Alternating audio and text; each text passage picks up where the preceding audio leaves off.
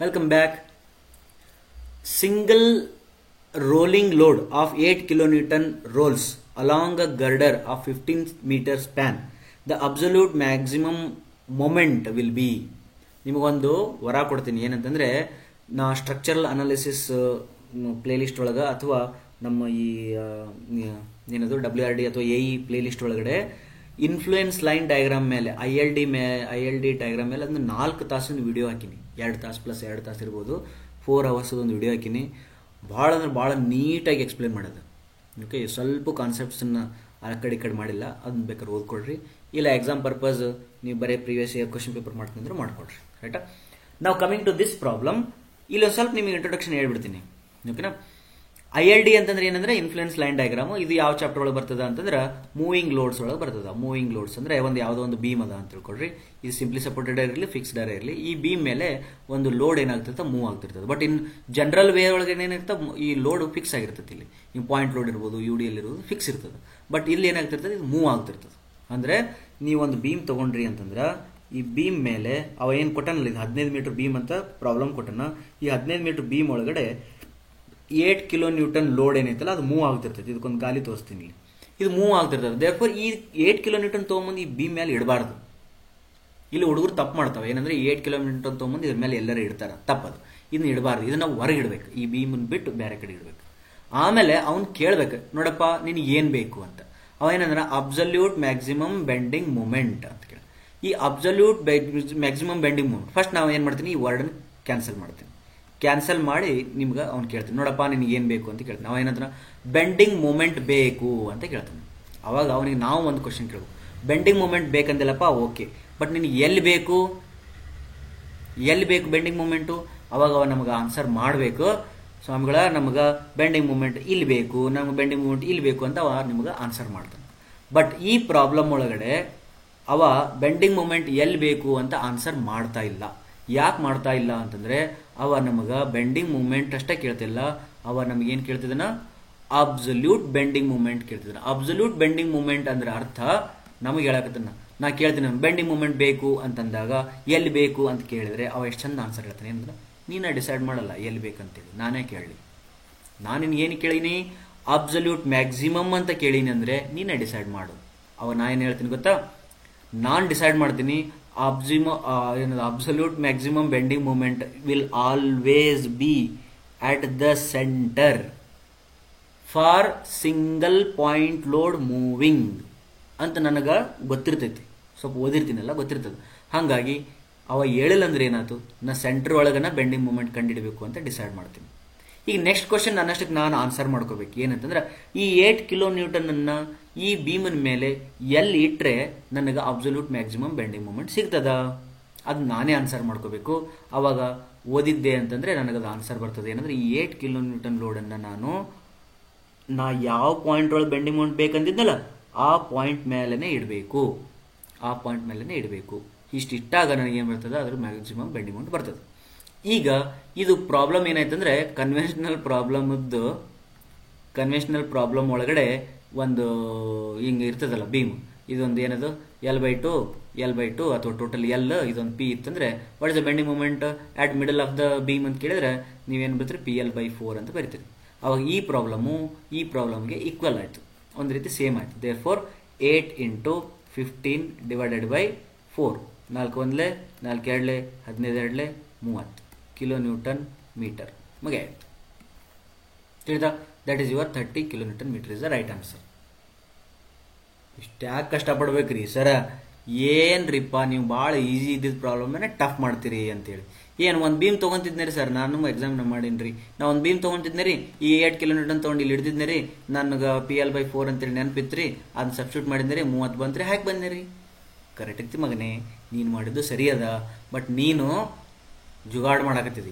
ಎಲ್ಲೋ ಓದಿದ, ಯಾವುದೋ ಜನ್ಮದಲ್ಲಿ PL/4 ಓದಿದಿ, ಯಾವುದೋ ಜನ್ಮದಲ್ಲಿ ಇದನ್ನು ಓದಿದಿ. ನಿನ್ನ ಅದೃಷ್ಟ ಚಲೋ ಐತಿ, ಇವೆರಡಿಗೂ ಕ್ಯಾಲ್ಕುಲೇಟ್ ಮಾಡಿದಾಗ ಇಲ್ಲೊಂದು 30 ಅಂತೇಳಿ ಒಂದು ಆಪ್ಷನ್ ಐತಿ. ನಿನ್ನ ಅದೃಷ್ಟ ಚಲೋ ಐತಿ, ನಿನಗೆ 1 ಮಾರ್ಕ್ಸ್ ಬಂದಾವ. ಬಟ್ ಕರೆಕ್ಟ್ ಅಂದ್ರೆ ನಾ ಹೆಂಗೆ ಹೇಳಿನೆಲ್ಲ ಹಂಗೆ ಮಾಡಬೇಕು. Next question, the moment required to produce unit rotation at the simply supported end of a member is called ಅಂತ ಕೇಳಿದಾನೆ. Okay, moment required to produce unit rotation. ಅದು ಎಲ್ಲರೇ ಇರಲಿ, ಅದು ನೀ ಇದನ್ನ ಬಗ್ಗೆ ಯೋಚನೆ ಮಾಡೋಕೆ ಹೋಗಬೇಡ. ಸಿಂಪ್ಲಿ ಸಪೋರ್ಟೆಡ್ ಬೀಮ್ ಇರಲಿ, ಕಾಲಮ್ ಇರಲಿ, ಪೋರ್ಟಲ್ ಫ್ರೇಮ್ ಇರಲಿ, ಸಿಂಪಲ್ ಫ್ರೇಮ್ ಇರಲಿ, ಯಾವ್ದಾರ ಇರಲಿ, ಹಾಳಾಗೋಗ್ಲಿ, ನಮಗೆ ಬೇಕಾಗಿದ್ದು ಇಷ್ಟೇ. Moment required to produce unit rotation is called as stiffness. Stiffness ಇನ್ನೊಂದ್ರೆ ಡೆಫಿನಿಷನ್ ಅದ.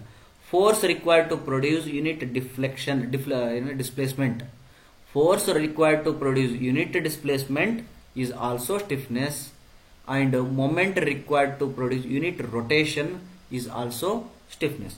ಫೋರ್ಸ್ ಲೀನಿಯರ್ ಇತ್ತು, ಡಿಸ್ಪ್ಲೇಸ್ಮೆಂಟ್ ಲೀನಿಯರ್ ಇತ್ತು, ಸ್ಟಿಫ್ನೆಸ್ ಅಂತಾರ. ಮೊಮೆಂಟ್ ರೊಟೇಷನಲ್ ಇರ್ತದ, ಥೀಟಾನು ರೊಟೇಷನಲ್ ಇರ್ತದ, ಸ್ಟಿಫ್ನೆಸ್ ಅಂತ ಅರ್ಥದ.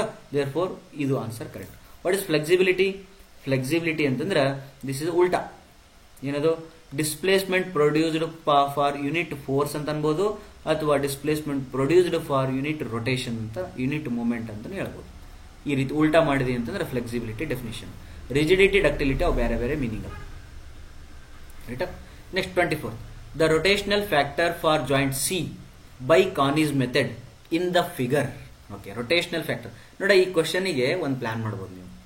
ಏನಂತಂದ್ರೆ without solving you can answer this question. Without solving you can answer this question. ಹೆಂಗಂದ್ರ ರೊಟೇಷನಲ್ ಫ್ಯಾಕ್ಟರ್ ಅಂದಾನ ಅಂದ್ರ ಸಮ್ ಆಫ್ ದ, ಎಲ್ಲಿ ಕೇಳಿದಾನೆ? ಎಟ್ ಸಿ ಕೇಳಿದಾನೆ. ಎಟ್ ಸಿ ಅಂತಂದ್ರೆ ಈ ಕಡೆಗೆ ಮತ್ತು ಈ ಕಡೆಗೆ. Sum of these two must be 0.5. ಓಕೆನಾ? ಕೆಳಗೆ ಸಮ್ ಆಫ್ ದೀಸ್ ಟು ಅಂತಂದ್ರೆ ಇವೆರಡು ಸಮ್ ಮಾಡಿದ್ರೆ 0 ಬರ್ತೈತಿ, ಇವೆರಡು ಸಮ್ ಮಾಡಿದ್ರೆ 0.5 ಬರ್ತೈತಿ, ಇವೆರಡು ಸಮ್ ಮಾಡಿದ್ರೆ 0 ಬರ್ತೈತಿ, ಇವೆರಡು ಸಮ್ ಮಾಡಿದ್ರೆ -0.5 ಬರ್ತೈತಿ. ಕರೆಕ್ಟಾ? ಡನ್. ರೊಟೇಷನಲ್ ಫ್ಯಾಕ್ಟರ್ಸ್ ಯಾವಾಗಲೂ ನೆಗೆಟಿವ್ ವ್ಯಾಲ್ಯೂ ಒಳಗಿರ್ತಾವ. ರೊಟೇಷನಲ್ ಫ್ಯಾಕ್ಟರ್ ಕಾನೀಸ್ ಮೆಥಡ್ ಒಳಗಡೆ ನೆಗೆಟಿವ್ ಇರ್ತಾವ. ದೇರ್ ಫೋರ್ ಇದು ಗಾನ್ ಆಯ್ತು, ಇದು ವಿನ್ ಆಯ್ತು. ಓಕೆನಾ? ರೈಟ್. ಸರಿ, ಇದನ್ನ ಮಾಡ್ರಿ, ಹಂಗ ಹಾಕೋದು ಬೇಡ, ಮಾಡ್ರಿ ಅಂತಂದ್ರೆ ಇದಕ್ಕೆ ನೀವೇನ್ ಮಾಡ್ಬೇಕಂತಂದ್ರೆ, ನೀವು ಸಿ ಪಾಯಿಂಟ್ ಒಳಗಡೆ ಎಷ್ಟು ಮೆಂಬರ್ ಕನೆಕ್ಟ್ ಆಗ್ಯದ ಬರ್ಕೋ. ಏನ್ ಬರೀತಿ? ಸಿ ಬಿ ಒಂದು ಕನೆಕ್ಟ್ ಆಗ್ಯದ, ಇನ್ನೊಂದು ಸಿ ಡಿ ಒಂದು ಕನೆಕ್ಟ್ ಆಗ್ಯದ. ಸಿ ಬಿ ಒಳಗಡೆ I/L ಅದ್ರದ್ದು ಮೊಮೆಂಟ್ ಡಿಸ್ಟ್ರಿಬ್ಯೂಷನ್ ಕಂಡಿಡ್ಬೇಕು. ಈಗ I/L ಹೋದಾಗ ಏನಾಗ್ತದ? ಐ ಎಷ್ಟದ? ಐ ಅದ, ಡಿವೈಡೆಡ್ ಬೈ ಎಲ್ ಎಷ್ಟದ? 2 ಮೀಟರ್ ಅದ. ಹೌದಾ? ಸಿ ಡಿ ಒಳಗಡೆ ಎಷ್ಟದ? ಇದನ್ನು ಕೂಡ I/L ಅಂತಂದ್ರೆ ಇದನ್ನು 2/2 ಅದ. ಸಾರಿ, I/2 ಅದ. ಎರಡು ಕೂಡಿಸಿದ್ರೆ ಎಷ್ಟಾಯ್ತು? I/2 plus I/2 is I ಆಯ್ತು. ಹಾಗಾದ್ರೆ ಡಿಸ್ಟ್ರಿಬ್ಯೂಷನ್, ಮೊಮೆಂಟ್ ಡಿಸ್ಟ್ರಿಬ್ಯೂಷನ್ ಫಾರ್ಮುಲಾ ಏನಾಗ್ತದ? ಈ ಸಿ ಬಿದು I/L ಅಂದ್ರೆ I/2 divided by total I. Therefore answer ಎಷ್ಟು ಬಂತು? 0.5 ಬಂತು. ಇದನ್ನು ಕೂಡ ಹಂಗೆ ಮಾಡಿದಾಗ ಇದು 0.5 ಬರ್ತದೆ. ರೊಟೇಷನಲ್ ಫ್ಯಾಕ್ಟರ್ ಅಂತಂದ್ರೆ ಇದಕ್ಕೆ ಡಿವೈಡೆಡ್ ಬೈ 2, ಇದಕ್ಕೆ ಡಿವೈಡೆಡ್ ಬೈ 2 ಮಾಡಬೇಕು. ಇದಕ್ಕೆ 0.25 ಮತ್ತೆ ಇದಕ್ಕೆ 0.25 ಬರ್ಬೋದು. ರೊಟೇಷನಲ್ ಫ್ಯಾಕ್ಟರ್ ಕಾನೀಸ್ ಮೆಥಡ್ ಒಳಗಡೆ ಆ ಸೈನ್ ಚೇಂಜ್ ಮಾಡಬೇಕು. ಇಲ್ಲಿ ಏನು ಸೈನ್ ಬಂದಿರುತ್ತೆ ಅದನ್ನ ಸೈನ್ ಚೇಂಜ್ ಮಾಡಬೇಕು, ಮೈನಸ್ ಮಾಡಬೇಕು. Therefore the answer is -0.25, -0.25 is the right answer. Which of the following concept is the basic principle of structural design? Very very important. Basic structure ಏನದು? Principle of structural design ಏನಂತಂದ್ರ strong column, weak beam. Strong column, weak beam, this is the correct one. ಇದು ನೀವು ಯಾವಾಗಲೂ ನೆನ್ಪಿಟ್ಕೊಂಡ್ಬಿಡು. ಕುದುರೆಗೆ ಎಷ್ಟು ಕಾಲು ಇರ್ತಾವ? 4 ಕಾಲು ಇರ್ತಾವ. ಹೌದಾ? ಅದ್ರದ್ದು ಬೀಮ್ ಏನಿರ್ತೈತಲ್ಲ ಅದು ಇಲ್ಲಿರ್ತೈತಿ. ಓಕೆ, ದೇವ್ರ ಹೆಂಗ್ ಸೃಷ್ಟಿ ಮಾಡಿ ನೋಡು. ಕುದುರೆ ಕಾಲ್ ಬಹಳ ಸ್ಟ್ರಾಂಗ್ ಇರ್ತಾವ, ಕತ್ತಿ ಕಾಲ್ ಬಹಳ ಸ್ಟ್ರಾಂಗ್ ಇಟ್ಟಿರ್ತಾನ, ಎಮ್ಮಿ ದನ ಕರದ ಕಾಲುಗಳನ್ನು ಕೂಡ ಬಹಳ ಸ್ಟ್ರಾಂಗ್ ಇರ್ತಾವ.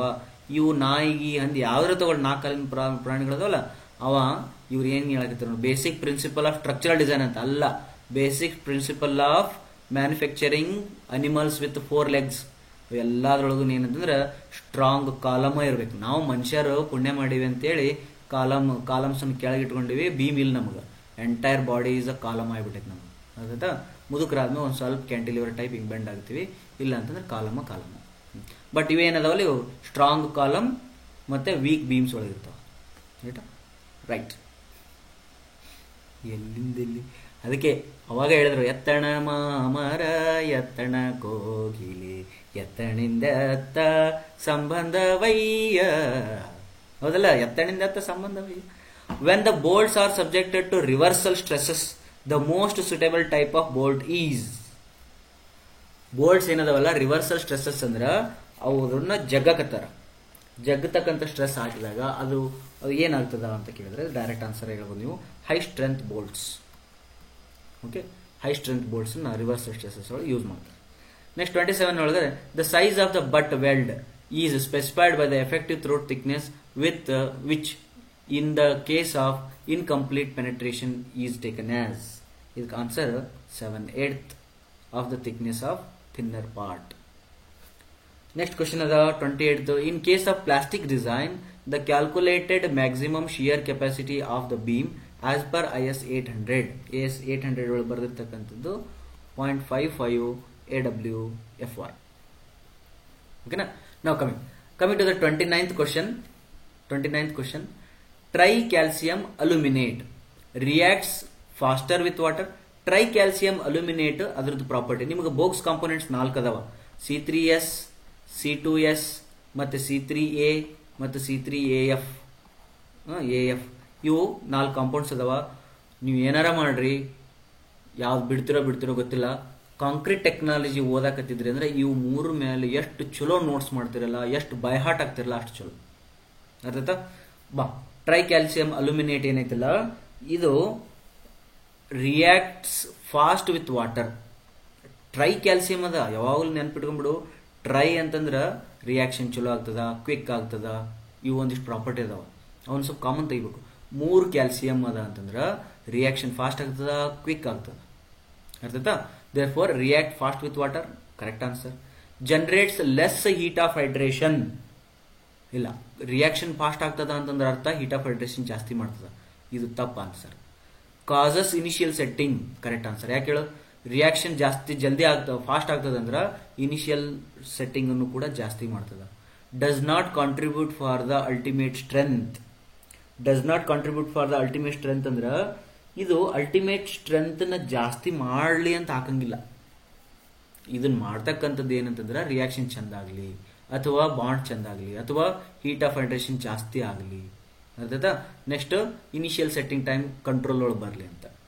ಅರ್ಥಾಯ್ತಾ? Causes initial setting. Therefore this is also right answer ಆಗ್ತದ. ಈ KPCL ನಾವು ಏನ್ ಮಾಡ್ಯಾನಂದ್ರ A, C ಮತ್ತು D ಈ 3ರೊಳಗಡೆ ಯಾವ ಆಪ್ಷನ್ ಹಾಕಿದ್ರು ಕೂಡ ನಿಮಗೆ 1 ಮಾರ್ಕ್ಸ್ ಕೊಟ್ಟ. Okay. To construct a massive dam, the type of cement to be used.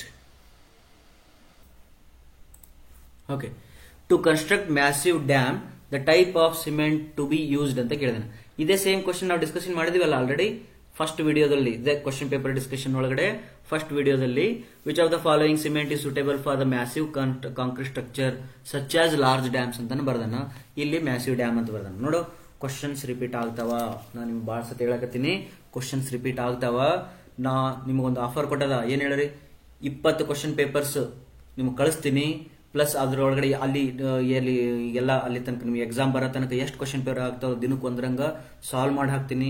ನೀವು ಯಾರ್ಯಾರು ಏನೂ ಓದಿಲ್ರಿ ಅಂತ ಹೇಳ್ತಿರ್ತೀರಲ್ಲ, ಅಥವಾ ಜಾಬ್ ಮಾಡಾಕತ್ತೀವಿ ಈವ್ನಿಂಗ್ ಅಷ್ಟೇ ಟೈಮ್ ಸಿಗ್ತದ ಅಂತಿರ್ತೀರಲ್ಲ, ಅವರು ಕೇವಲ ಕ್ವಶನ್ ಪೇಪರ್ಸ್ ನ ಥರೋ ಮಾಡಿ ಕ್ವಶನ್ ಪೇಪರ್ಸ್ ಮೇಲೆ ನೋಟ್ಸ್ ಮಾಡ್ಕೊಂಡ್ರೆ ನೀವು ಡೆಫಿನೆಟ್ಲಿ ಕ್ವಾಲಿಫೈ ಆಗ್ತೀರಿ.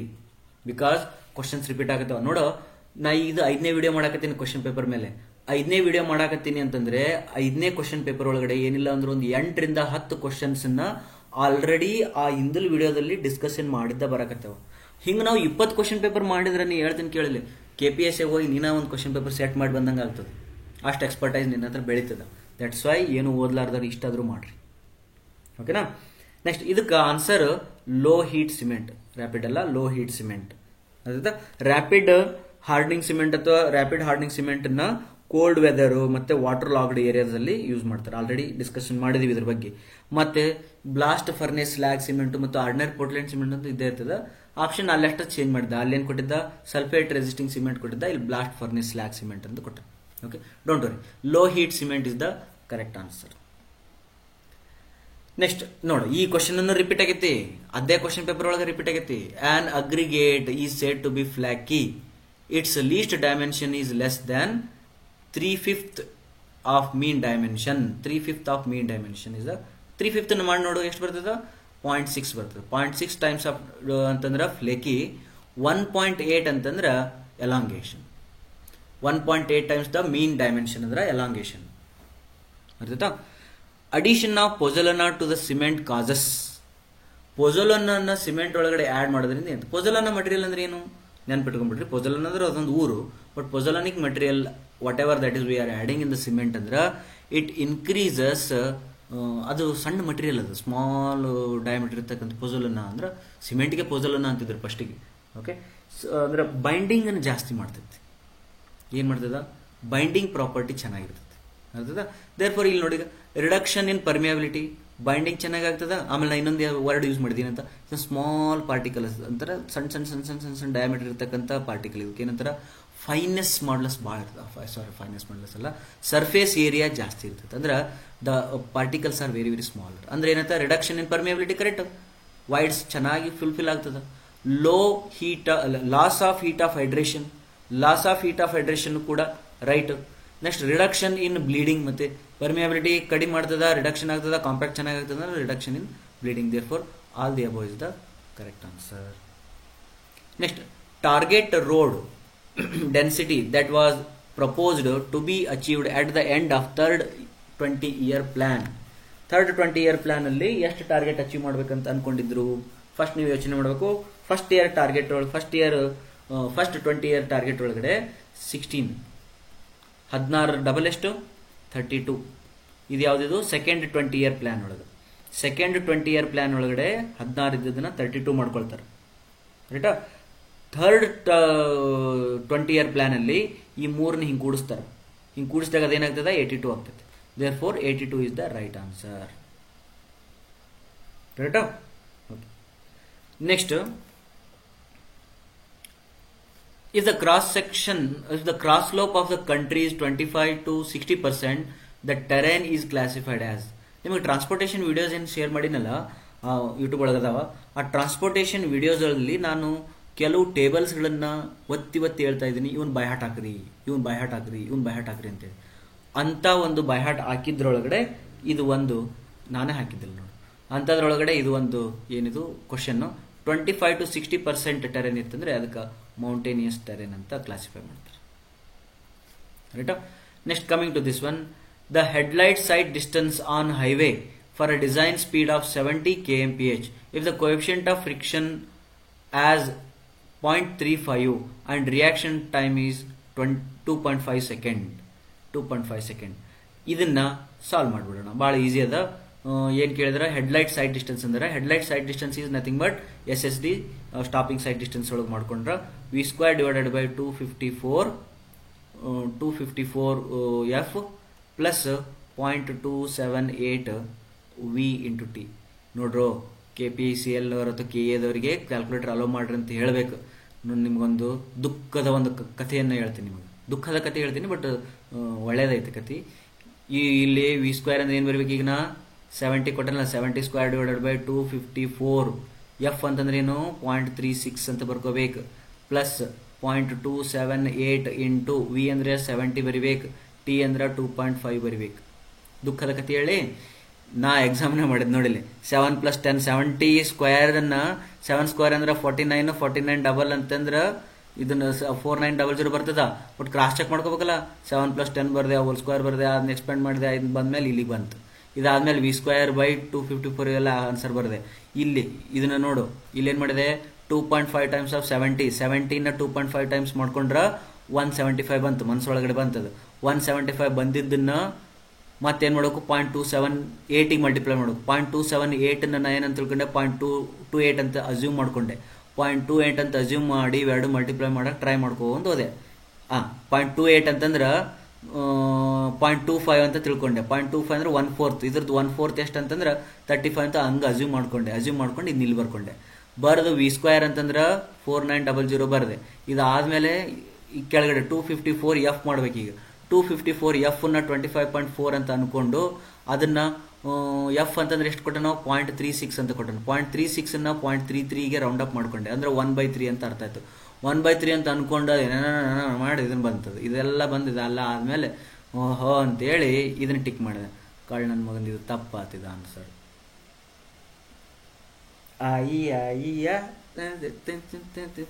ಆಗ್ಬಿಡ್ತದೆ ಅಲ್ಲೇ.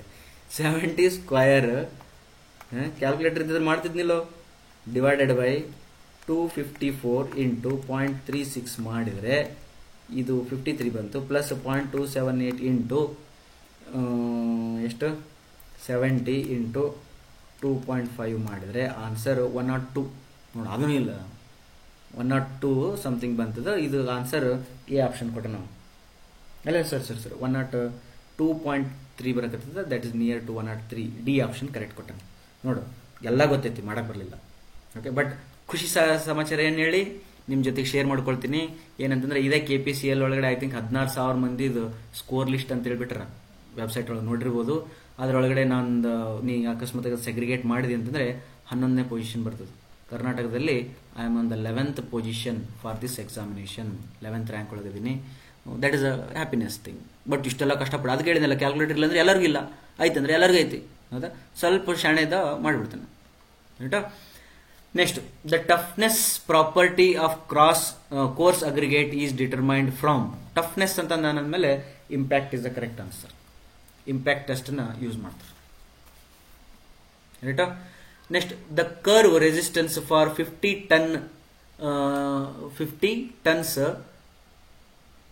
tons train on a broad gauge ಅದನ್ನ ಯೂಸ್ ಮಾಡಿದಾರೆ ಟ್ರ್ಯಾಕ್ ಒಳಗಡೆ 4 ಡಿಗ್ರಿ ಕರ್ವ್ ಒಳಗೆ ಎಷ್ಟು ಅಂತ ಕೇಳಿದಾನೆ. ಅರ್ಥ. ಇದನ್ನ ಸ್ವಲ್ಪ ನೋಡ್ಕೋಬೇಕು. ಯಾವಾಗಲೂ ಅಪ್ಗ್ರೇಡ್ ಮಾಡ್ತಿರ್ತಾರೆ ಇದ್ರೊಳಗಡೆ. ಏನಂತಂದ್ರೆ ಇದೊಂದು ಫಾರ್ಮುಲಾ ಅದ, ಇವು ಯಾವ ಫಾರ್ಮುಲಾ ಅಲ್ಲ, ಇವ್ ನೆನಪಿದ್ದಿಲ್ಲ ಅವಾಗ. ಇದರೊಳಗಡೆ ಏನಂತಂದ್ರೆ 0.04% ಅಪ್ಗ್ರೇಡ್ ಮಾಡ್ಕೋಬೇಕು ಅಂತೇಳಿ ಒಂದು ರೂಲ್ ಅದ. ಅಪ್ಗ್ರೇಡ್ ಪರ್ ಡಿಗ್ರಿ ಅಂತೇಳಿ, ಪರ್ ಡಿಗ್ರಿ ರೊಟೇಷನ್. ಹೌದಾ. ಈಗ ಎಷ್ಟು ಕೊಟ್ಟನ ಲೋಡ್, ಎಷ್ಟು ಕೊಟ್ಟನ 50 ಟನ್ಸ್ ಕೊಟ್ಟನಿಲ್ಲ, 50 ಟನ್ಸಿಗೆ ಮಾಡ್ಕೋ. ಈಗ 0.04% ಅಂತಪ್ಪ. 0.04% ಅಂದ್ರೆ ಡಿವೈಡೆಡ್ ಬೈ 100 ಮಾಡಬೇಕು. ಮತ್ತೆ ಇದು ಮಾಡಿದ್ದಲ್ಲ ಅದು. ಇಂಟು ಎಷ್ಟು ಲೋಡ್ ಕೊಟ್ಟಿದ್ದಾನ, 50 ಟನ್ಸಿಗೆ ಲೋಡ್ ಕೊಟ್ಟಿದ್ದಾನ. ದೆನ್ ಇಂಟು ಎಷ್ಟು ಡಿಗ್ರಿ ಐತಿ, 4 ಡಿಗ್ರಿ ಇರೋದ್ರಿಂದ 4 ಮಾಡ್ಕೊ. ಅವಾಗ ಏನಾಗ್ತದ, 50 1s 50 2s 2 1s 2 2s 2 2s ಆಯ್ತಾ. 0.04 ಇಂಟು 2 ಏನಾಗ್ತದ, 0.08 ಆಗ್ತದೆ. 0.08 ಆಗ್ತದ. ಇದು ರಾಂಗ್. ರೈಟಾ. Next 38th, the yard where trains and other loads are received. The other loads are received, sorted out, transferred and dispatched onwards are known as. This is known as martial acts. ನಾನು ಭಾಳ ತಪ್ಪಾಗ್ಯಾವ. Actually ನಾ marks ಎಷ್ಟು ತೊಗೊಂಡು ಗೊತ್ತಾ, 53.33 ಏನು 55 marks ತೊಗೊಂಡಿನಿ out of 100. ಹೌದಾ. Topper ತೊಗೊಂಡನ 65 ತೊಗೊಂಡನ. ಇನ್ನೊಬ್ಬ ಇದಾದ್ಮೇಲೆ 64 ತೊಗೊಂಡ್ರ.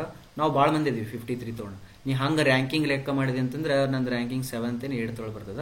ಸೀನಿಯಾರಿಟಿ ಮತ್ತೆ ಅದೊಂದು ಸ್ವಲ್ಪ ಲಿಸ್ಟ್ ಮಾಡ್ಕೊಂಡು ಬಂದಿದ್ರೆ 11 12 ರ್ಯಾಂಕಿಂಗ್ ಬರ್ತದ ಎಂಟೈರ್ ಕರ್ನಾಟಕಕ್ಕೆ. ಓಕೆ, ಭಾಳ ತಪ್ಪು ಮಾಡಿವಿ. ಬಟ್ ಭಾಳ ತಪ್ಪು ಮಾಡಿವಿ ಅಂದ್ರೆ ರಿಗ್ರೆಟ್ ಏನದ ಅಂತಂದ್ರೆ ಕ್ಯಾಲ್ಕುಲೇಟರ್ ಮಿಸ್ಟೇಕ್ಸ್ ಮಾಡಿರೋದ್ರಿಂದ 5-6 ಮಾರ್ಕ್ಸ್ ಹೋಗ್ಯಾವ. 5-6 ಮಾರ್ಕ್ಸ್. ಅಕಸ್ಮಾತ್ ಕ್ಯಾಲ್ಕುಲೇಟರ್ ಇದ್ದಿತ್ತಂದ್ರೆ ಈ 53 ಇದ್ದಿದ್ದು ಡೆಫಿನೆಟ್ಲಿ ಇದೊಂದು 60-65 ತನಕಂತೂ ಆಗ್ತಿತ್ತು. ಓಕೆ, KPTCL ಇತ್ತಲ್ಲ last previous question paper solve ಮಾಡಿದ್ವಲ್ಲ, ಅಲ್ಲಿ ಐ ಥಿಂಕ್ ನೀವು ನೋಡ್ಬೋದು ವೆಬ್ಸೈಟ್ ಒಳಗೆ ಹಾಕಿರ್ತಾರೆ 63 ಮಾರ್ಕ್ಸ್ ಏನೋ ತೊಗೊಂಡಿನಿ ಔಟ್ ಆಫ್ 100. ಓಕೆ, ನಾವು ಜನರಲ್ ಬಂದಿರೋದ್ರಿಂದ ಇದೇ ಹಣೆ ಬರ.